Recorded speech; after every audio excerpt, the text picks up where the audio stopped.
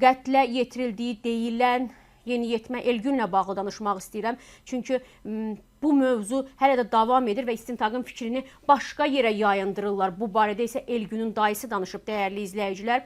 Demək, sosial şəbəkələrdə Elgünün ölümü ilə bağlı ağıllarına gələni yazırlar. Anası Fizzə yanıb tökülür. Biri deyir maşınla vurub atıblar, biri deyir intihardır. Bu yazılanlar anasına çox pis təsirdir. Biz hər kəsə səslənirik ki, istintaqın fikrini başqa yerə yayındırmasınlar. Bunu Musavat.com-a Elgün İbrahimovun dayısı Nofəl Zeynalov deyib. O bildirib ki, istintaqın nəticəsini gözləyirlər ailə olaraq. Elgünün düşməni yox idi, özü də dalaşqan deyildi. Sinif yoldaşları da daxil olmaqla hər kəs bacımın balasının başına and içirdi deyib.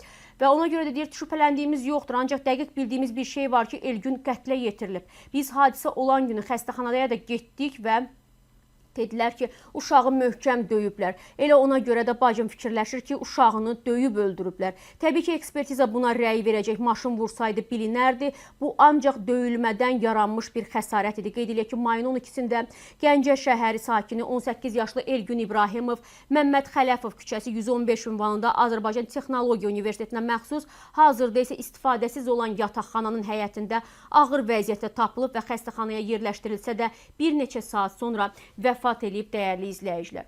Və dünəndən etibarən isə artıq sosial şəbəkələrdə bu barədə demək fikirlər yayılır. Hətta bəzi mətbuat orqanlarında bu mövzu ilə bağlı yazmamaq tapşırılır deyilənə görə. Gəncədəki bizim müxbirimizə isə ümumiyyətlə o həndəvərdəki heç kəs danışmır, danışmamaqla bağlı olaraq göstəriş verilib ki, nə məktəb danışsın, nə ailə danışsın, nə yaxınlar, nə xəstəxana, nə də heç kəs. Niyə danışmırıq, mən onu anlamıram axı. Nəyə görə? O uşağın, o gəncin qatilləri tapılana qədər heç bir valideynin gecələr gözünə yuxu getməyəcək, onu bilirsinizmi? Hər bir valideyn empatiya quraraq özünü o uşağın anasının yerində hiss edəcək, onu bilirsinizmi?